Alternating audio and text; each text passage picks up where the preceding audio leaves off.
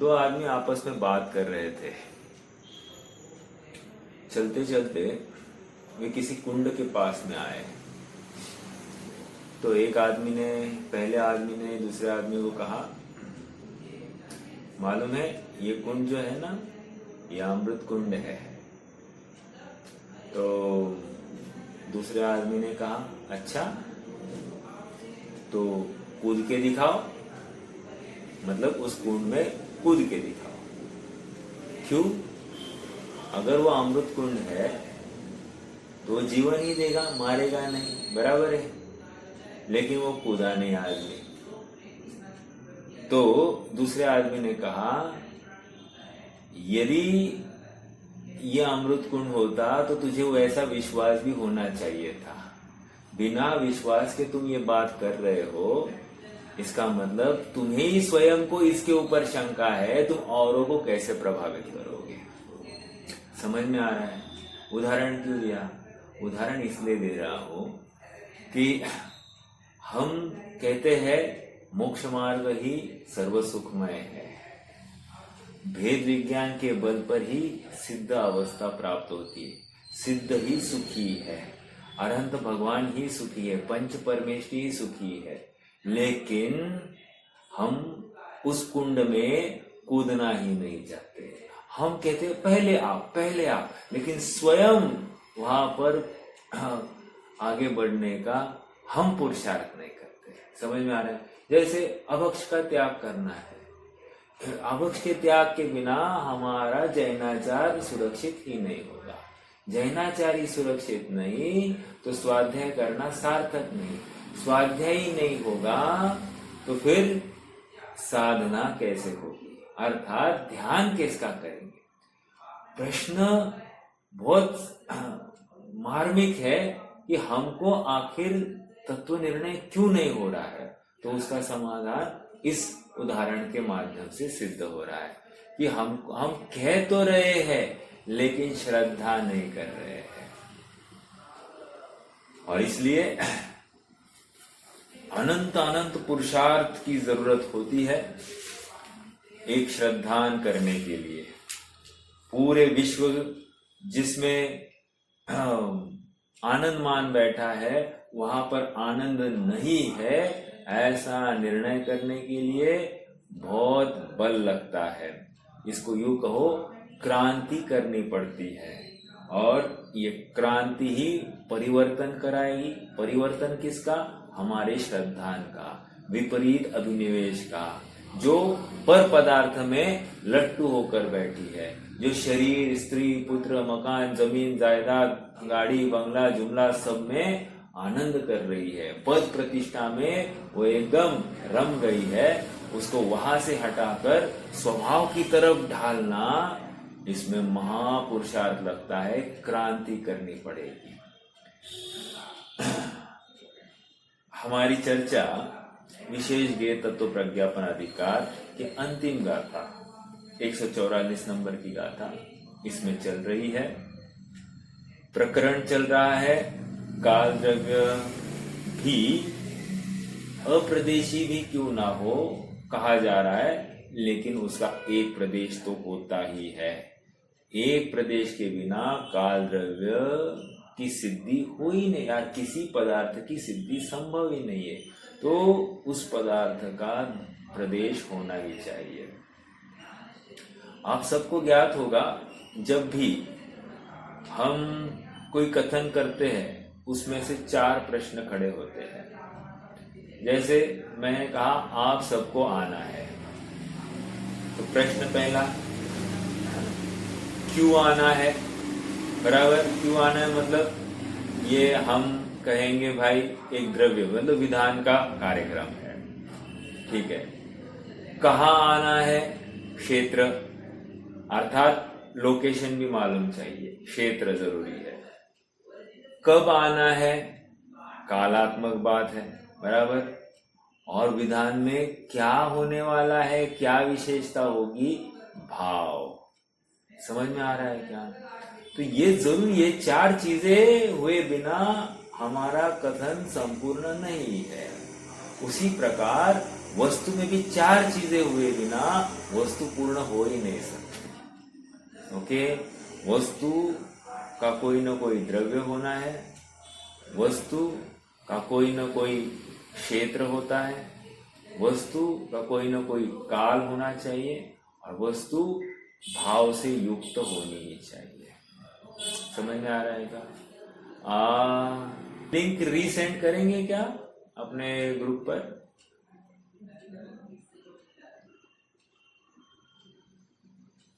ठीक है, देखिए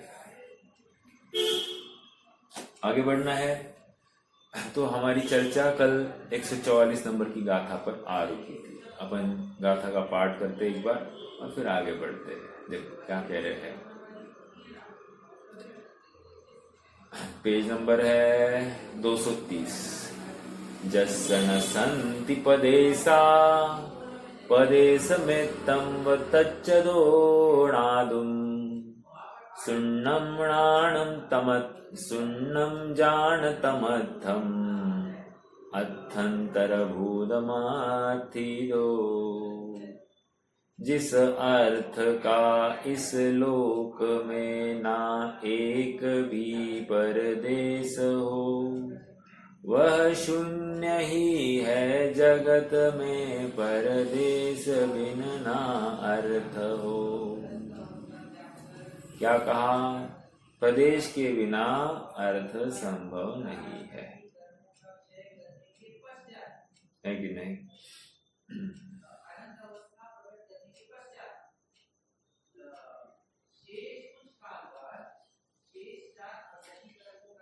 ठीक है, आइए हम कुछ पढ़ रहे थे। क्या पढ़ रहे थे? एक बात तो उन्होंने ये सिद्ध की कि प्रत्येक पदार्थ जो है वो उत्पाद व द्रव्य से युक्त होता है।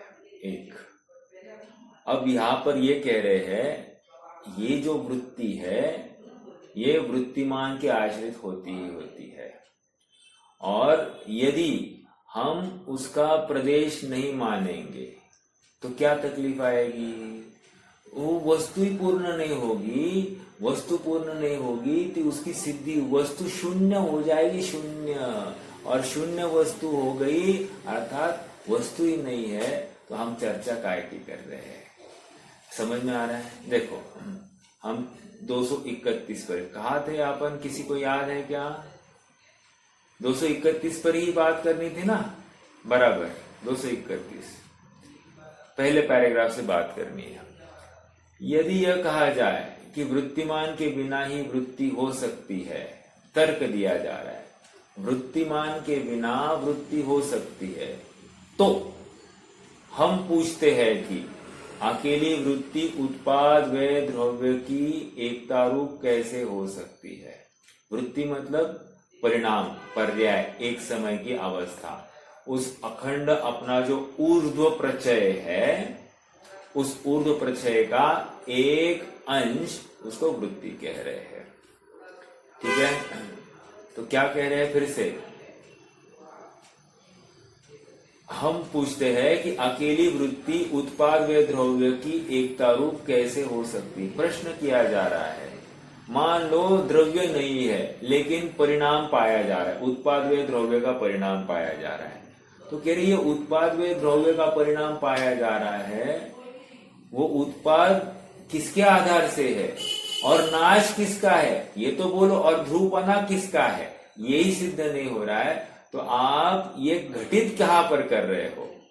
यदि कोई कहे अनादि अनंत अनंतर अनेक अंशों के कारण एकात्मता होती है, मतलब क्या?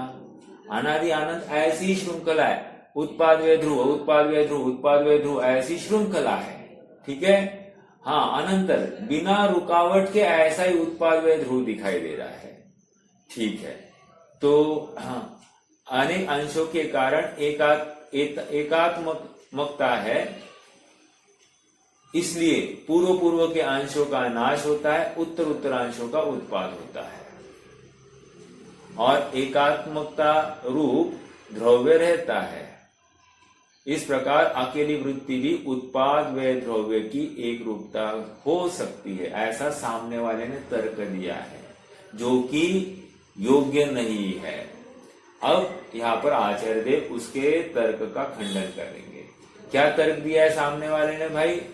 उत्पाद व द्रव्य की एक रूपता की निरंतरता है, अनंतरता है, अर्थात अंतर रहित है। उत्पाद भी हो रहा है, व्यय भी हो रहा है, मतलब पूर्व का व्यय हो रहा है, उत्तर का उत्पाद हो रहा है और ध्रुव्यपना कायम रह रहा है। तो ऐसा हम माने तो क्या तकलीफ है? तो हो गई ना सिद्धि, कह रहे उत्पाद व्यय द्रव्य की, उसमें द्रव्य की क्या जरूरत है? तो अब उससे कहते हैं कि ऐसा संभव नहीं है। क्यों? क्योंकि उस अकेली वृत्ति में तो जिस अंश में नाश है और जिस अंश में उत्पाद है, वह दो अंश एक साथ प्रवृत्त नहीं होते। ये अपन ने अभी दूसरी तीसरी बार ये चर्चा हो रही है। क्या? एक ही पर्याय में उत्पाद और उसी पर्याय में नाश या उसी पर्याय का नाश हो ही नहीं सकता। समझ में आ रहा है क्या? एक अंश का उत्पाद और उसी अंश का उसी समय में नाश हो ही नहीं सकता। वे दो अंश एक साथ प्रवृत्त नहीं होते, इसलिए उत्पाद और व्यय में ऐसा कैसे हो सकता है? नहीं हो सकता। ठीक है, तो तुम जो कह रहे हो कि उत्पाद व्यय एक साथ एक समय में और द्रव्यपना भी एक साथ एक समय में, ये तभी संभव है जब उसका कोई आधारभूत पदार्थ हो। आधार नहीं है, निराधार है, तो मात्र ये ऐसी वृत्ति ये संभव नहीं है, क्योंकि उसी समय में उत्पाद उसी समय में व्यय, ये नहीं हो सकता।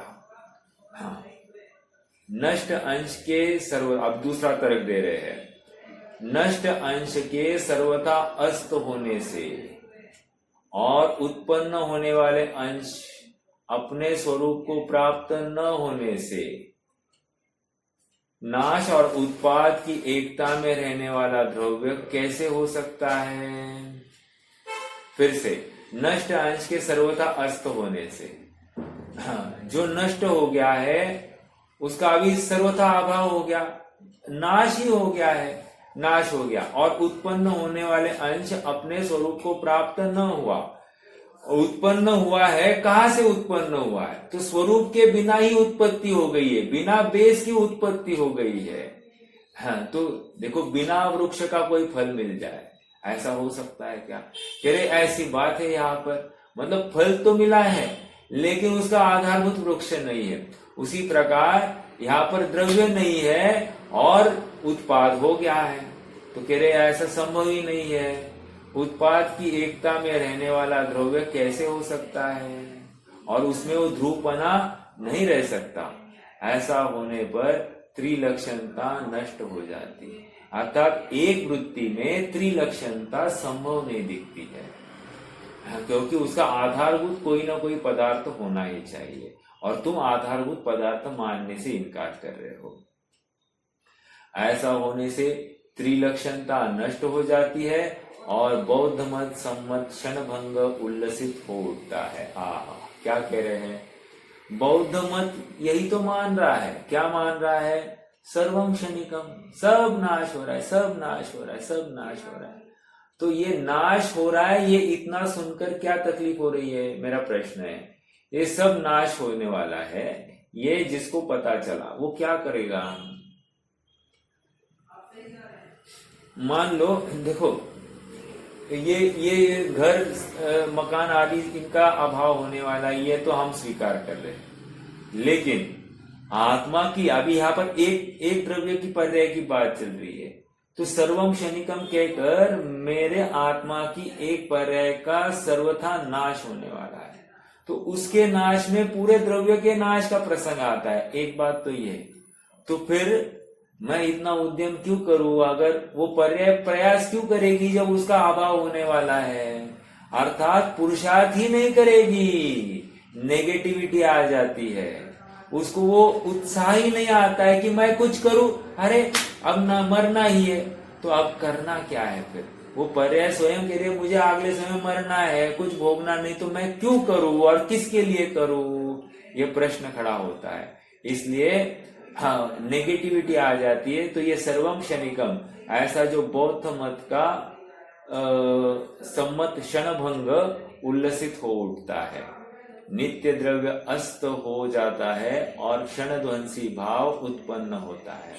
इसलिए तत्व विप्लव मतलब क्या, तत्व नाश के भय के से अवश्य ही वृत्ति का आश्रयभूत कोई वृत्तिमान खोजना आवश्यक है, स्वीकार करना आवश्यक है।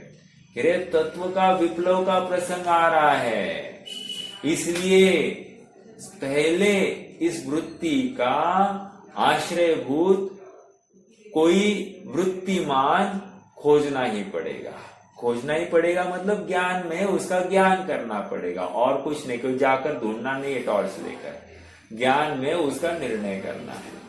ठीक है, समझ में आया। 2 तर्क हो गए।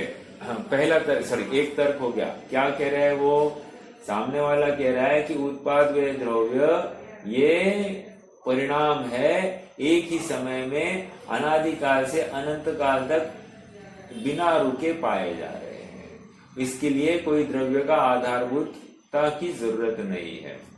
तो आचार्य देव ने यहाँ पर कहा कि अकेली वृत्ति कैसे संभव है, संभव नहीं है। क्यों? क्योंकि जिसका नाश होने वाला है, तो फिर नाश होएगा तो सबका नाश का प्रसंग आ जाएगा। नाश के प्रसंग में फिर तत्व के अभाव का प्रसंग आएगा, और तत्व के अभाव का प्रसंग हो गया तो फिर सब कुछ भी नहीं है, फिर उत्साह नहीं रहेगा। इसका मतलब हमको यही जरूरी है कि हमको प्रत्येक वृत्ति का कोई न कोई आधारभूत वृत्तिमान होना ही चाहिए, ये स्वीकार करना पड़ेगा। ठीक है, क्यों चल रही है ये चर्चा?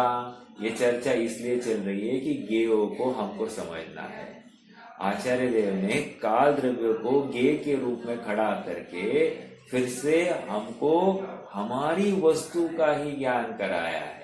अर्थात ये ज्ञेय जो है काल द्रव्य के रूप में ज्ञेय जाना जा रहा है, और उस ज्ञेय में पूर्व की जानने वाला जो पर्याय थी उसका अभाव हुआ, वर्तमान जानने वाली पर्याय का उत्पाद हुआ, और द्रव्यपने से कायम रहा है। अर्थात पहले भी था, अभी भी है, वो श्रृंखला, वो कड़ी टूटी नहीं है। इसमें वृत्तिमान भी दिखाई दे रहा है। और सुनो, पूर्व की पर्याय कहीं तो गई होगी ना, कहाँ गई, ये प्रश्न होने चाहिए ना। जहां से आई थी वहां गई बस। और ये पर्याय कहाँ से आई है? जहां पर स्तोत्र है वही से उत्पन्न होने वाली है। अन्य कहाँ से? समझ में आ रहा है क्या? हमको पानी पीना है तो बावड़ी में ही मिलेगा ना, और कहाँ मिल सकता है? उसका स्तोत्र जहां पर है वहीं से पानी मिल सकता है कि नहीं? उसी प्रकार जहां पर स्तोत्र ही नहीं है वहां पर उसकी खोज कैसे की जा सकती है? नहीं की जाती है। ठीक है, आगे। वृत्तिमान द्रव्य सप्रदेशी ही होता है, क्योंकि अब और एक बात कर रहे हैं, जो जिसकी वृत्ति होती है वो सप्रदेशी ही होना चाहिए। समझ में आ रहा है क्या? अब वृत्तिमान द्रव्य कौन कौन है? कह रहे 6 द्रव्य वृत्तिमान है। तो 6 द्रव्य का क्या हो रहा है? कह रहे उनकी वे प्रदेशी होने ही चाहिए। पहली बात तो ये स्वीकार करो। देखो क्या कह रहे, वृत्तिमान द्रव्य सप्रदेशी ही होता है। सप्रदेशी मतलब मिनिमम एक प्रदेश चाहिए, क्योंकि अप्रदेश के अन्वय तथा व्यतिरेक होना असिद्ध है। ठीक है, अप्रदेश मतलब क्या? एक भी प्रदेश नहीं होने को अप्रदेश। अभी यहां पर समझना। आगे यहां एक प्रश्न संभव है। अब फिर से प्रश्न कर रहे हैं, यदि काल सप्रदेशी है, चलो मान लिया काल सप्रदेशी है, प्रश्नकर्ता का प्रश्न है। तो फिर लोकाकाश के समान ही काल द्रव्य के भी एक कहा गया, काल द्रव्य के भी एक द्रव्यत्व के हेतुभूत असंख्य प्रदेश मान लेने में क्या आपत्ति है। अब तक क्या मान रहा था ये शंकाकार ये मान रहा था कि काल द्रव्य का एक भी प्रदेश नहीं है, अर्थात शून्य प्रदेशी है। अब क्या कह रहा है, ठीक है चलो काल द्रव्य है ये मान लिया, लेकिन वो एक प्रदेशी नहीं, वो असंख्यात प्रदेशी लोकाकाश प्रमाण है, ऐसा मानो, क्या तकलीफ आएगी। हाँ, तो यहां पर कह रहे हैं देखो, काल द्रव्य के जो इकाई है उसकी सिद्धि नहीं होगी। कैसे नहीं होगी, कह रहे तुम अभी कह रहे हो असंख्यात प्रदेशी काल द्रव्य, बराबर। तो अब कह रहे हैं, हम यहाँ पर कह रहे हैं कि काल द्रव्य के आकाश द्रव्य के एक प्रदेश से दूसरे प्रदेश पर जो परमाणु मंद गति से गमन करता है, पहले प्रदेश का उल्लंघन करके दूसरे प्रदेश पर पहुंचता है, उसमें जितना काल गया है उस काल को एक समय कह रहे, और वो काल जो है वो उस निरवंश है। समझ में आ रहा है क्या, उसका कोई अंश नहीं किया जा सकता है। अब यहाँ पर क्या कह रहे हैं, असंख्य प्रदेशी हुआ तो क्या तकलीफ होगी, कह रहे हैं एक प्रदेश से दूसरे प्रदेश पर जाने पर एक समय हुआ, बराबर।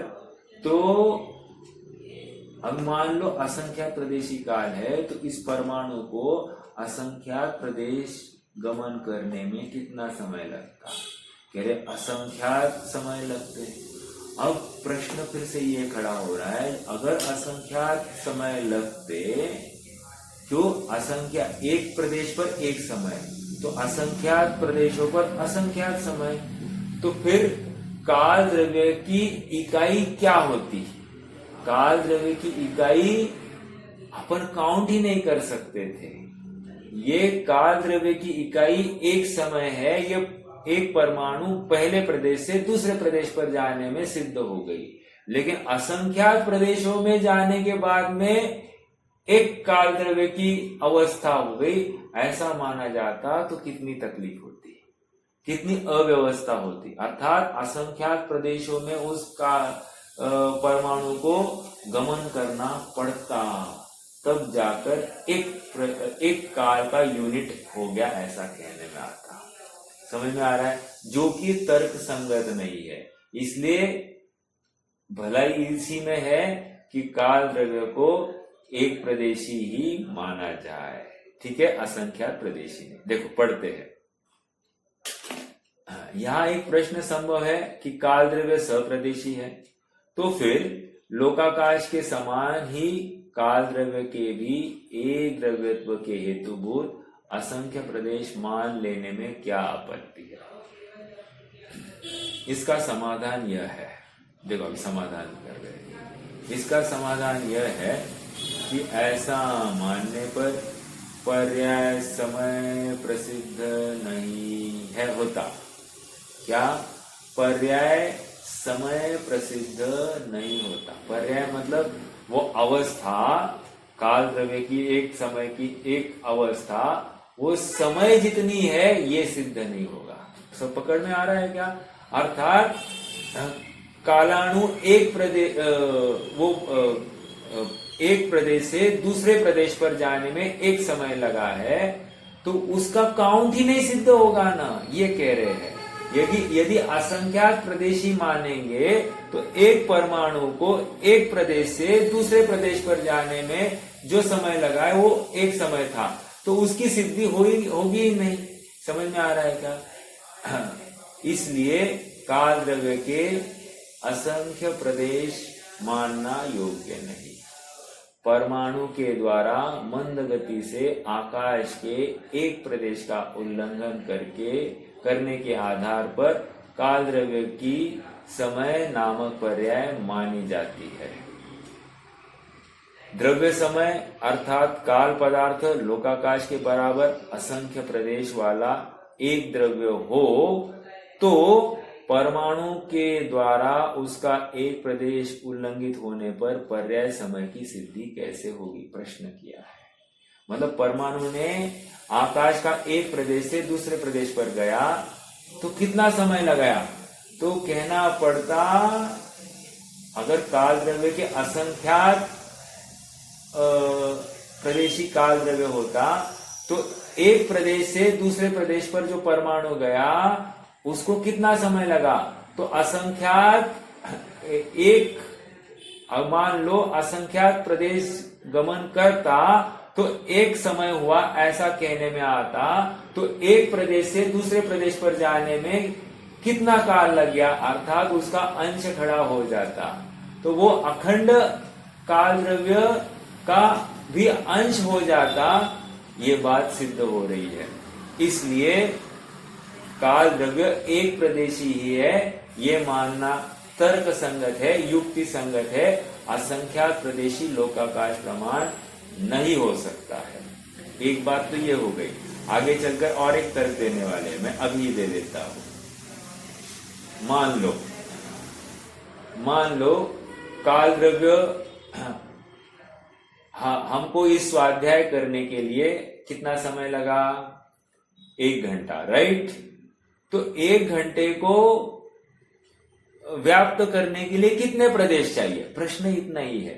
अपने स्वाध्याय 1 घंटे का, तो इस 1 घंटे को स्वयं को व्याप्त होने के लिए कितने प्रदेश चाहिए, 1 प्रदेश इनफ है ना। इसको असंख्यात प्रदेशों की जरूरत ही नहीं है, 1 प्रदेश हो तो भी इनफ है। तो इस न्याय से भी यहां पर काल द्रव्य एक प्रदेशी ही है, इसमें कोई विरोध नहीं आता है। समझ में आया दूसरा तर्क? देखो आगे बढ़ते हैं।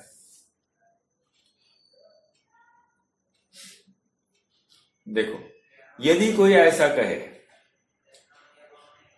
कि द्रव्य समय अर्थात काल पदार्थ लोकाकाश जितने असंख्य प्रदेश वाला एक हो तो भी परमाणु के द्वारा उसका एक प्रदेश उल्लंघित होने पर पर्याय समय की सिद्धि हो तो क्या आपत्ति है? क्या कह रहे हैं? ठीक है, असंख्यात प्रदेशी है काल द्रव्य, ये मान लेंगे, लेकिन परमाणु द्वारा एक प्रदेश से दूसरे प्रदेश पर जाने में एक समय लग गया, हम ऐसा मानेंगे तो क्या प्रॉब्लम होगी? एकदम रियलिस्टिक और लॉजिकल प्रश्न किया है। फिर से समझाओ। देखो, हम द्रव्य असंख्यात प्रदेशी मानेंगे काल द्रव्य को, परंतु काल द्रव्य की इकाई एक समय की है, वो हम मानेंगे। और वो इकाई जैसा डेफिनेशन है कि परमाणु का एक प्रदेश से दूसरे प्रदेश पर धीमी गति से गमन करने पर जितना काल लगा सो एक समय, ऐसा हम मान लेंगे। अब तो कोई प्रॉब्लम नहीं ना। ये प्रश्न किया है, कितना भारी प्रश्न है। अब देखो उसका उत्तर। ऐसा मानने में निम्नांकित 2 आपत्तियां आती है। अब आपत्तियां देखो, ये पूरी न्याय की भाषा है, थोड़ा सा उपयोग विशेष करना पड़ेगा, तब जाकर ये बात थोड़ी सी समझने में आएगी, नहीं तो बहुत बोरिंग और मोनोटोनस लगेगी ये बात। देखो सुनिए, थोड़ा सा उपयोग लगाइए। प्रथम तो प्रश्न क्या है? प्रश्न ये है कि काल द्रव्य को मैं असंख्यात प्रदेशी मानूंगा, एक। हाँ, लेकिन पहले हमने जो प्रश्न किया था कि वो असंख्यात समय लगेंगे असंख्यात प्रदेशों को जाने में, तो उतना काल जाने के बाद में एक काल का परिणाम हुआ, अर्थात एक काल की वृत्ति हुई, ऐसा मानना पड़ता तो बहुत बड़ा समय इसमें चला जाता। तो इतने समय में कितनी सारी बातें हो जाती, बराबर है कि नहीं? मान लो कितने जीवों की आयु खत्म हो जाती। अरे असंख्यात समय लगेंगे, मतलब कितने जीवों की आयु उसी में खत्म हो जाएगी। तो ठीक है। अब दूसरा प्रश्न क्या किया? काल पदार्थ को अखंड माना और पर्याय एक समय की मानी। और वो एक समय की कैसे? एक प्रदेश से दूसरे प्रदेश पर परमाणु जाने में धीमी गति से। तो ये किया तो क्या तकलीफ है, अब तो ठीक हो गया ना। कह रहे नहीं, ऐसा नहीं हो सकता, इसमें दो आपत्तियां हैं। क्या आपत्ति?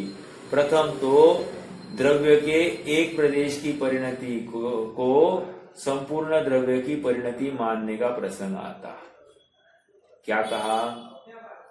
प्रथम तो द्रव्य के एक देश की परिणति को संपूर्ण द्रव्य की परिणति मानने का प्रसंग आता।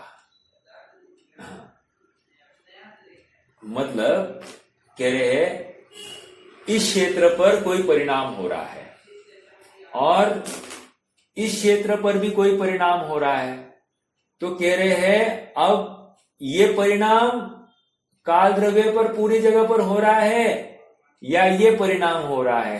तो कंफ्यूजन होता कि नहीं, दो दो परिणाम नहीं हो सकते ना काल द्रव्य में, एक ही परिणाम, एक मतलब एक द्रव्य का एक परिणाम एक क्षेत्र पर हो सकता है। तो कह रहे हैं ऐसे दो क्षेत्र में दो परिणाम हो रहे हैं, तो फिर कौन सा माने? तो तकलीफ ये आएगी कि एक परिणाम ही सभी जगह पर हो रहा है ये मानना पड़ता, जो कि हो नहीं रहा है। अनेक द्रव्यों का अलग अलग परिणाम हो रहा है, ये स्पष्ट रूप से दिखाई दे रहा है। अनेक द्रव्यों की नहीं, अनेक द्रव्यों के उनके अपने अनंत गुणों का परिणाम स्वतंत्र होता हुआ दिखाई दे रहा है। तो फिर से प्रथम तो द्रव्य के एक देश की परिणति को संपूर्ण द्रव्य की परिणति मानने का प्रसंग आता है और एक देश की वृत्ति को संपूर्ण द्रव्य की वृत्ति मानने में विरोध है। और ऐसा करने में विरोध है क्यों? एक प्रदेश की वृत्ति संपूर्ण द्रव्य की वृत्ति थोड़ी हो सकती है। जैसे धर्म द्रव्य है, धर्म द्रव्य की एक प्रदेश पर एक प्रकार का निमित्त बन रहा है, दूसरे प्रदेश पर दूसरे प्रकार का निमित्त बन रहा है। वहां तकलीफ क्यों नहीं है? वहां तिर्यक फैलाव है। लेकिन काल में तकलीफ क्या है? काल का ऊर्ध्व फैलाव है, मतलब ऊर्ध्व प्रवाह है, उसका तिर्यक फैलाव नहीं है। तो नहीं होने से क्या हो गया? वो वृत्ति कौन से जगह पर कौन सी है, इसमें कंफ्यूजन खड़ा हो रहा है। या फिर अनेक जगह पर अनेक होती हुई अभी ये सारी वृत्ति एक ही है, ऐसा मानना पड़ता। ठीक है। संपूर्ण काल पदार्थ का जो सूक्ष्म वृत्यांश है वह समय है, परंतु उसके एक देश का वृत्यांश समय नहीं है। फिर से संपूर्ण काल पदार्थ का जो सूक्ष्म अंश वृत्यांश है वह समय है, परंतु एक देश का वृत्यांश समय नहीं बनता। वो अखंड काल होता ना, असंख्यात प्रदेशी, तो उसका वृत्यांश वो एक समय कहा था। क्यों? क्योंकि अगर तुम्हारा ही तर्क है ना असंख्यात प्रदेशी, तो अखंड असंख्यात प्रदेशी काल द्रव्य का एक अंश वो वृत्यांश वो एक समय कह रहे हो, तो फिर जो काल पदार्थ का सूक्ष्म वृत्यांश है, मतलब क्या? हाँ, एक प्रदेश से दूसरे प्रदेश पर जाने में जो समय लगा है, जो काल गया है, वो सूक्ष्म वृत्यांश हो गया। तो वह समय है, उसके एक देश का वृत्यांश समय नहीं हो सकता। अर्थात वो अखंड काल द्रव्य का जो एक समय हुआ वो इकाई है, उसका वृत्यांश नहीं होता है। तो ये जो समय लग गया ये वृत्यांश हो गया, तो फिर सिद्धि नहीं हो रही है वृत्यांश की, अर्थात एक समय का की सिद्धि नहीं हो रही है। आप समझ रहे हैं क्या? थोड़ा सा कठिन है ये। देखो फिर से पढ़ना है। प्रथम तो द्रव्य के एक देश की परिणति को संपूर्ण द्रव्य की परिणति मानने का प्रसंग आता है। एक प्रदेश की परिणति को संपूर्ण द्रव्य की परिणति मानना पड़ेगा। ठीक है, जबकि ऐसा नहीं है। क्यों? प्रत्येक प्रदेश पर अनंत द्रव्यों की परिणति पाई जा रही है, तो पूर्ण द्रव्य वो सब वहां पर जो परिणाम हो रहा है उसमें निमित्त वहां का कालानु हो रहा है। तो यहां पर क्या होगा कि अखंड काल द्रव्य की ही परिणति ये है, ऐसा मानना पड़ेगा। तो वो एक प्रॉब्लम होगा। दूसरी बात, और एक देश की वृत्ति को संपूर्ण द्रव्य की वृत्ति मानने में विरोध है। संपूर्ण काल पदार्थ का जो सूक्ष्म वृत्यांश है, संपूर्ण काल पदार्थ का जो वृत्यांश मतलब असंख्यात प्रदेशी काल द्रव्य का जो वृत्यांश है वह एक समय है।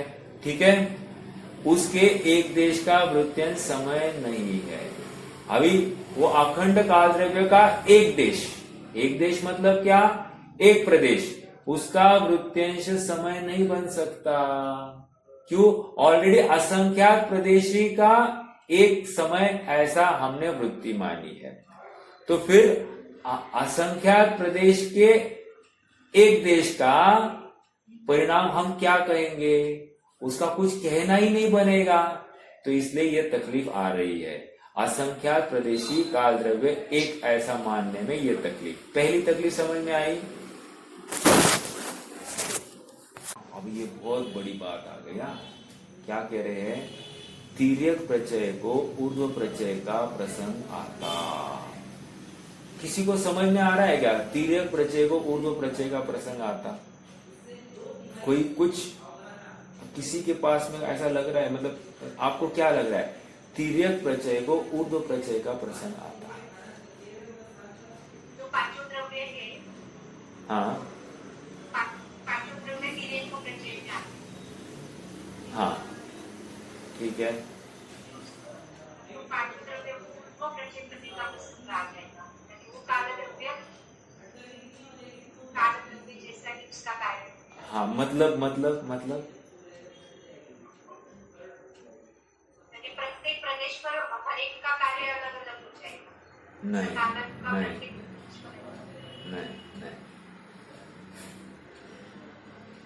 अप्रदेश हो जाएगा, अप्रदेश। अरे देखो, काल द्रव्य का ऊर्ध्व प्रत्यय मतलब क्या, ऊर्ध्व प्रत्यय कहकर क्या कह रहे, एक पर्याय एक समय में एक पर्याय, एक साथ दो पर्याय नहीं हो सकती। बराबर है कि नहीं, एक साथ दो पर्याय नहीं हो सकती। हाँ, और यहाँ पर तिर्यक प्रत्यय में एक साथ अनेक प्रदेश हो सकते हैं। आप पकड़ रहे क्या मेरी बात को?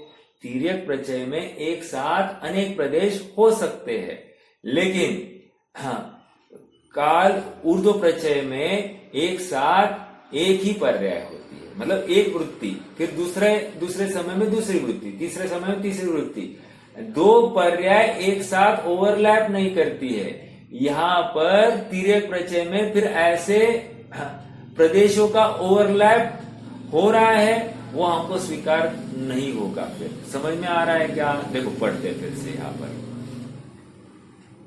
दूसरे तिर्यक प्रत्यय को ऊर्ध्व प्रत्यय पने का प्रसंग आता है। ऊर्ध्व पने का प्रसंग आएगा। ऊर्ध्व प्रत्यय क्या है, एक के बाद एक। तो तिर्यक प्रत्यय पर रैंडमली फैलाव है कि नहीं, तो रैंडम फैलाव नहीं कहा जाएगा, एक के बाद एक का प्रसंग आएगा। समझ में आ रहा है क्या? एक पर्याय एक प्रदेश, फिर दूसरा प्रदेश, फिर तीसरा प्रदेश, फिर चौथा प्रदेश, फिर पांचवा प्रदेश, ऐसा क्रमशः आएगा। जबकि तिर्यक प्रत्यय का रैंडम फैलाव है। समझ में आया? तो कह रहे तिर्यक प्रत्यय को ऊर्ध्व प्रत्यय पने का प्रसंग आता।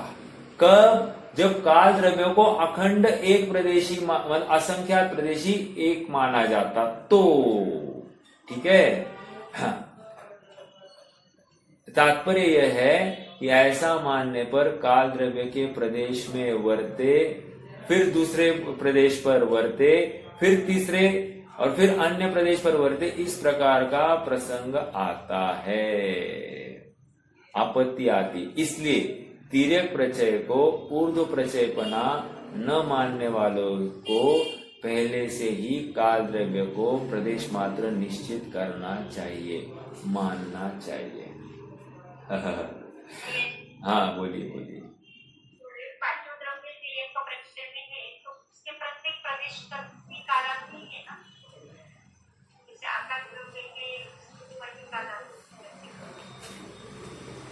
हाँ, तो प्रॉब्लम क्या है?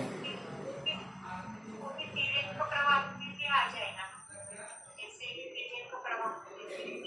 हाँ जैसे ही तिर्यक का प्रभाव में आना चाहिए, उसके प्रत्येक प्रदेश पर समझना।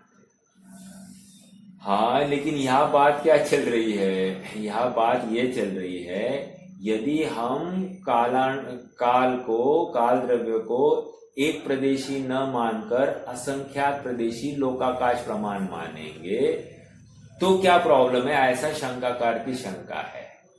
उस शंकाकार की शंका का निराकरण इन दो बिंदुओं के माध्यम से किया जा रहा है। ये सारी बातें हमारे ज्ञान में ही कल्पना में खड़ी करनी है और ये तकलीफें आएगी, इसलिए काल द्रव्य को एक प्रदेशी ही मानना योग्य है, ऐसा फाइनली सिद्ध किया जा रहा है। ठीक है, एक बात। दूसरी बात, पांच द्रव्य उनका तिर्यक प्रत्यय है, बराबर, उनका फैलाव है, मतलब अपने अपने योग्यता के अनुसार संख्यात असंख्यात प्रदेशी उनका फैलाव पाया जा रहा है। तो वो फैलाव में या वो परिणाम में निमित्त जहां तहां का कालाणु है, तो इसमें विरोध नहीं है कि उनके परिणमन में निमित्त कालाणु है, बस इतनी सी बात है। वे परिणमन स्वयं कर रहे हैं, लेकिन जब परिणमन हो रहा है उस समय में जहां जहां वे प्रदेश है वहां वहां के कालाणु निमित्त बन रहे, तो इसमें विरोध नहीं आता है। यहां पर विरोध क्यों आ रहा है, असंख्यात प्रदेशी एक काल द्रव्य, तो कह रहे हैं कि काल द्रव्य का परिणमन कैसे होता है, ऊर्ध्व प्रवाह रूप होता है, राइट, ऊर्ध्व प्रचय रूप। ऊर्ध्व प्रचय मतलब क्या, ऊर्ध्व प्रचय मतलब एक के बाद एक ऐसे अनंत काल में अनंत समयों का जो समूह है उसको ऊर्ध्व प्रचय कह रहे हैं। तिर्यक प्रचय मतलब क्या, आड़े रूप से जो फैलाव होता है वो एक साथ होता है ना, रैंडमली होता है, इसलिए उसको अक्रम अनेकांत कहा। पहली गाथाओं में तिर्यक प्रचय को अक्रम अनेकांत कहा और ऊर्ध्व प्रचय को क्रमानेकांत कहा जयसेन स्वामी ने। तो कह रहे क्रमानेकांत क्यों है, एक के बाद एक हो रहा है, और अक्रमानेकांत क्या है, उनका कोई क्रम नहीं है, किसी भी रूप में रैंडमली फैलाव हो सकता है। इसलिए पांच द्रव्यों का फैलाव कैसा है, अक्रमानेकांत, मतलब किसी भी प्रकार से फैलाव हो सकता है, लेकिन काल का प्रवाह क्रम क्रम से ही एक के बाद एक है, दो एक साथ नहीं हो सकते। लेकिन तिर्यक प्रचय में दो या दो से ज्यादा एक साथ पाए जा सकते हैं रैंडमली, ऐसा तिर्यक प्रचय है। तो यहां पर यह कहना है, यदि काल द्रव्य को असंख्यात प्रदेशी मानेंगे तो काल द्रव्य क्या है, ऊर्ध्व प्रचय वाला है, और असंख्यात प्रदेशी मतलब क्या, उसका फैलाव असंख्यात प्रदेशों में हो गया। तो अब कह रहे हैं कि काल के लिए एक प्रदेश काफी है उसके परिणाम करने के लिए, तो एक प्रदेश पहले समय में परिणमित हुआ, फिर दूसरा प्रदेश दूसरे समय में परिणमित होगा, फिर तीसरा प्रदेश तीसरे समय में परिणमित होगा। क्या ऐसा है क्या, ऐसा नहीं है। क्यों, तिर्यक प्रचय में एक साथ असंख्यात प्रदेश रैंडमली होते हैं। अब यहां पर ऊर्ध्व प्रचय पने का प्रसंग आता है, तिर्यक प्रचय को ऊर्ध्व प्रचय पने का प्रसंग आएगा, अर्थात एक के बाद एक वाला प्रसंग आएगा। तो तिर्यक प्रचय की सिद्धि नहीं हो रही है ना, आप पकड़ रहे हैं कि नहीं। तिर्यक प्रचय कैसे होता है, रैंडमली असंख्यात प्रदेश होते हैं, और ऊर्ध्व प्रचय में क्या होता है, एक के बाद एक होता है। अब यदि काल द्रव्य को असंख्यात प्रदेशी माना जाएगा तो फिर वो परिणाम जो है एक प्रदेश पर एक हुआ, उसके बाद में दूसरे प्रदेश पर, क्रम से दूसरे प्रदेश पर एक परिणाम होगा, फिर उसके बाद में तीसरे प्रदेश पर एक परिणाम होगा, फिर चौथे प्रदेश पर एक परिणाम होगा। तो ये क्या है, क्रमपना आएगा, अक्रमपना नहीं आएगा।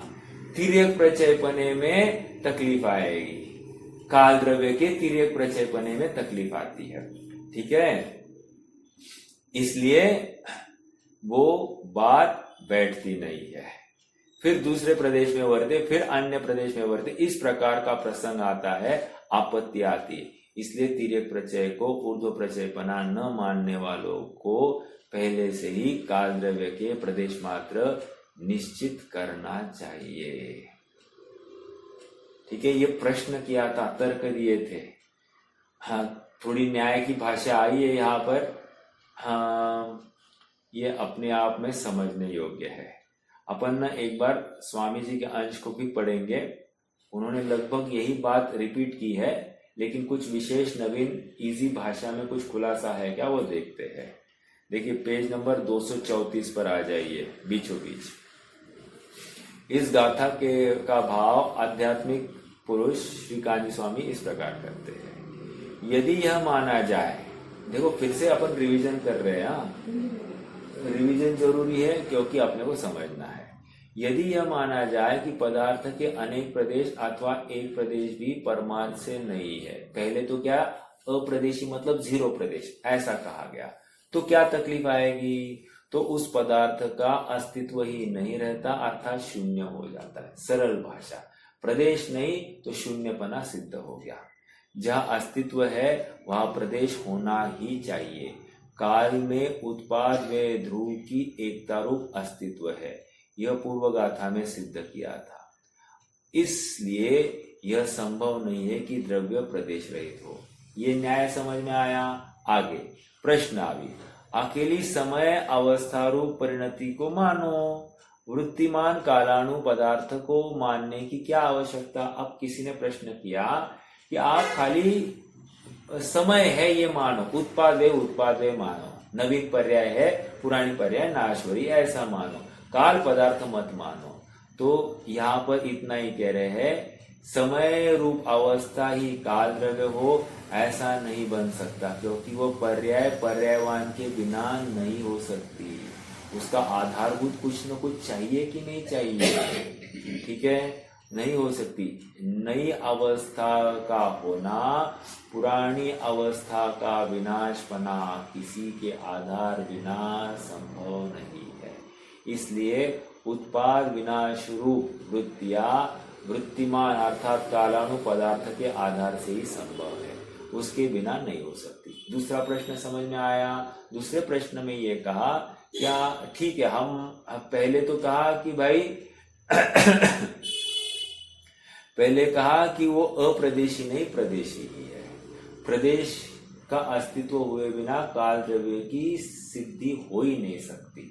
अब दूसरी बात क्या कह रहे, दूसरा प्रश्न क्या किया शंकाकार ने, भाई आप एक काम करो, आप परिणाम मान लो लेकिन परिणामी मत मानो, अर्थात जिसके आधार से वो मत मानो।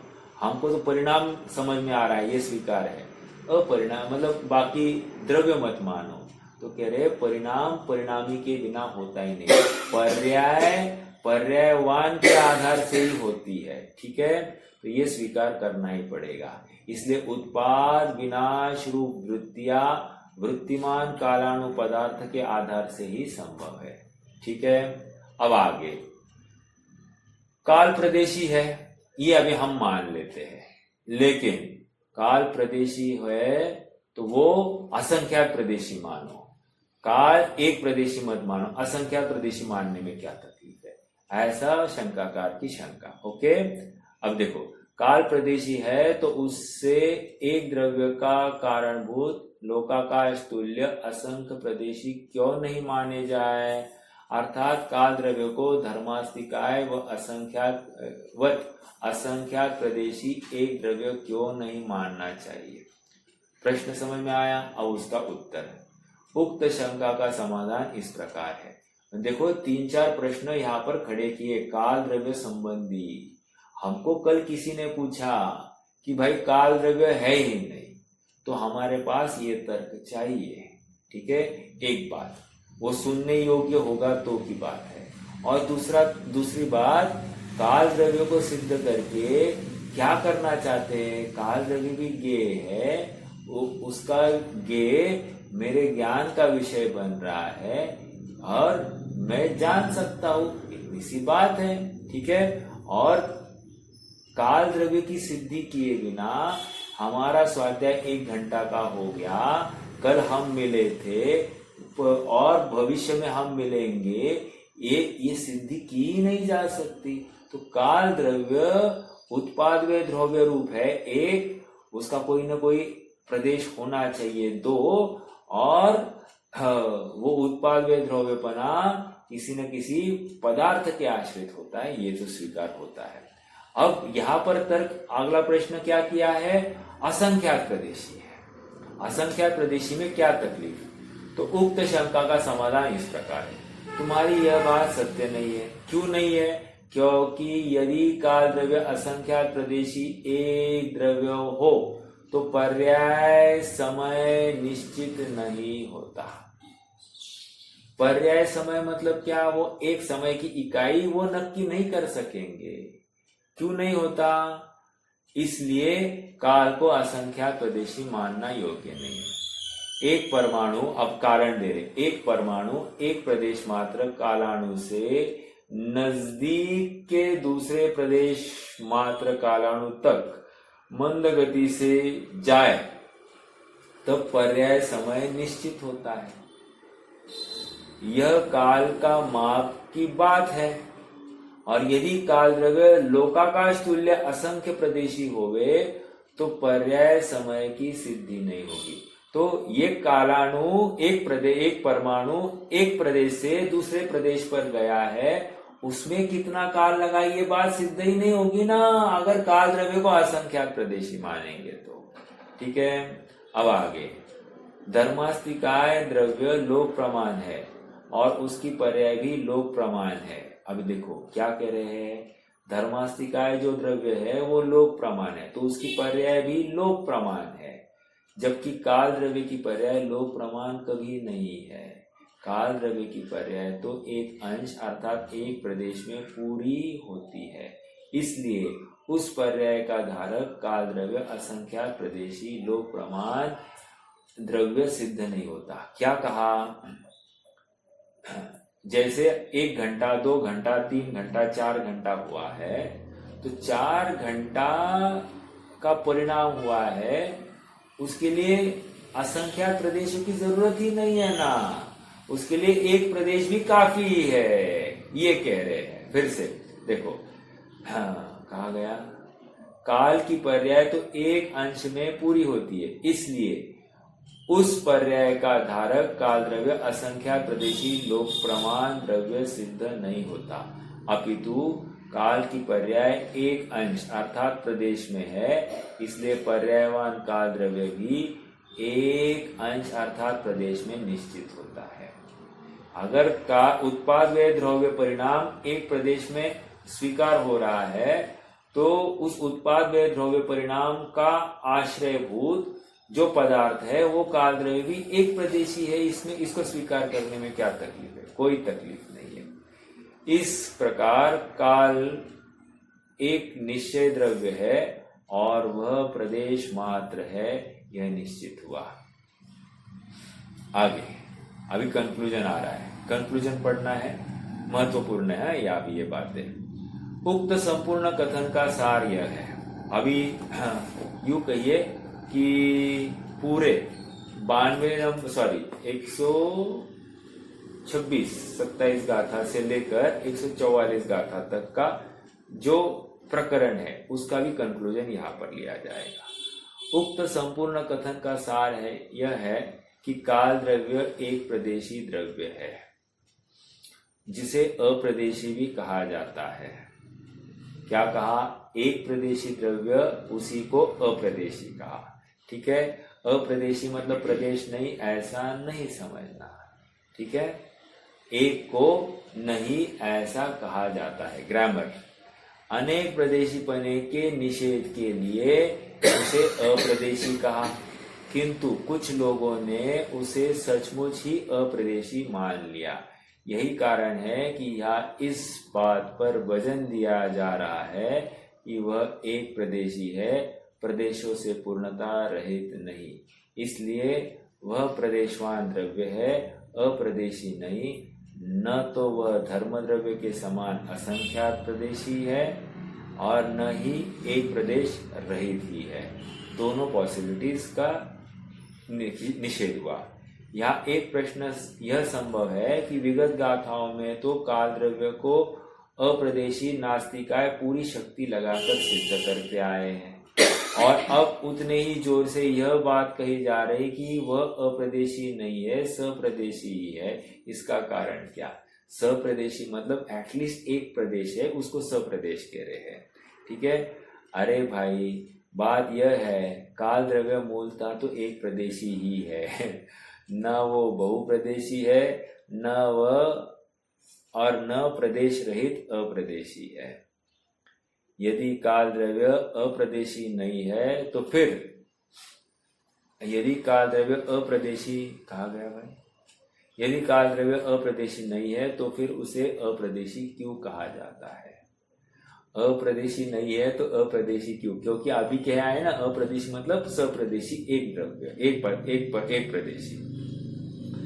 बहुप्रदेशत्व के निषेध के लिए अप्रदेशी कहा। जो बहुप्रदेशी नहीं वो अप्रदेशी, ठीक है, किंतु वह प्रदेशों से पूर्णता रहित नहीं है, एक प्रदेश तो उसके भी होता ही है।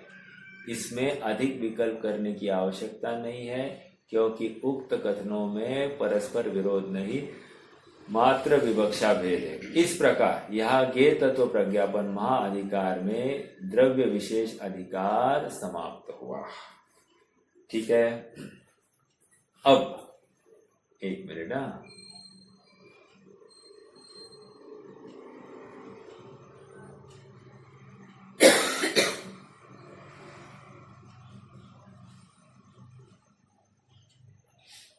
अब ना मैं थोड़ा सा ना यहाँ पर जयसेन स्वामी की टीका पढ़ रहा हूं, थोड़ा सा वहां का एक अंश पढ़ना है मुझे, ज्यादा नहीं पढ़ना है, 2 मिनट लग सकते हैं, बिल्कुल हो सकता है। देखो यहां मैं जयसेन स्वामी की टीका पढ़ रहा हूं, तो आपके पास में नहीं होगी, आप थोड़ा सा मनोयोग से सुनिए। यहाँ भूतकालीन अनंत काल में जो सिद्ध सुख के पात्र हुए हैं और भविष्य में अपने आत्मरूप उपादान से सिद्ध स्वयं सातिशय इत्यादि विशेषणों से विशिष्ट सिद्ध सुख को पात्र होंगे, वे सभी काल लब्धि के वश से हुए हैं।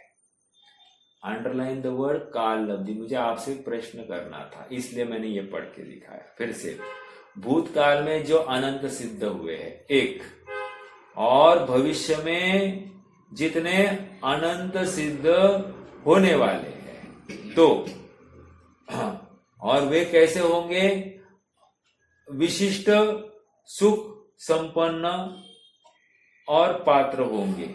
तो क्यों होंगे है, उसका कारण क्या है? तो वे सभी काल लब्धि के वश से ही हुए हैं, काल लब्धि के वश से हुए हैं। तथापि निज आत्मा ही उपादेय है, ऐसी रुचि रूप वितराग चारित्र का अविनाभावी जो निश्चय सम्यक्त्व है, उसकी ही मुख्यता है, काल की नहीं, जिस कारण वह है ऐसा ही कहा है। अरे अभी फिर से सेकंड लाइन क्या पढ़ी? फिर से, तथापि निज परमात्मा ही उपादेय है, ऐसी रुचि रूप वितराग चारित्र का अविनाभावी जो निश्चय सम्यक्त्व है, उसकी ही मुख्यता है। काय के लिए? वो सिद्ध होने के लिए। भेद विज्ञान ही मूल कारण है सिद्ध होने के लिए। ठीक है, काल का नहीं, काल की मुख्यता नहीं है, जिस कारण वह है वैसा ही कहा है। अधिक कहने से क्या, जो श्रेष्ठ पुरुष भूतकाल में सिद्ध हुए हैं और जो भविष्य काल में सिद्ध होंगे, वे सब सम्यक्त्व का ही महात्म्य जानो। पहले लाइन में कहा काल लब्धि से हुआ, और दूसरी लाइन में कह रहे हैं नहीं काल लब्धि नहीं, ये सम्यक्त्व के बल पर हुआ। मेरा प्रश्न आप सबसे है, मेरा प्रश्न आप सबसे ये है कि यहां पर काल लब्धि का क्या अर्थ लेना, एक और क्या ये काल लब्धि 5 समवाय वाली काल लब्धि है या अन्य कुछ है, मेरा आप सबसे प्रश्न है। पहले इसमें तो बताया है क्या अनंत क्षणवर्ती जो अनंत पूर्व उपादान से कार्य होता है, हाँ ऐसा बताया। हाँ, तो उपादान में क्या क्या है, 5 समवाय में से उपादान किसको किसको लेंगे,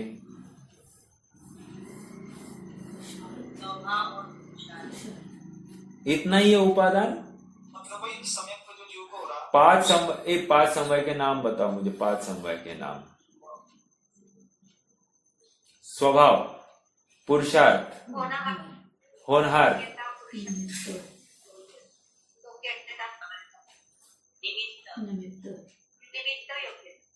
योग्यता को ही अपन काल लब्धि कह रहे हैं, ठीक है, योग्यता को ही काल लब्धि कह रहे हैं, ठीक है, समझ में आ रहा है क्या।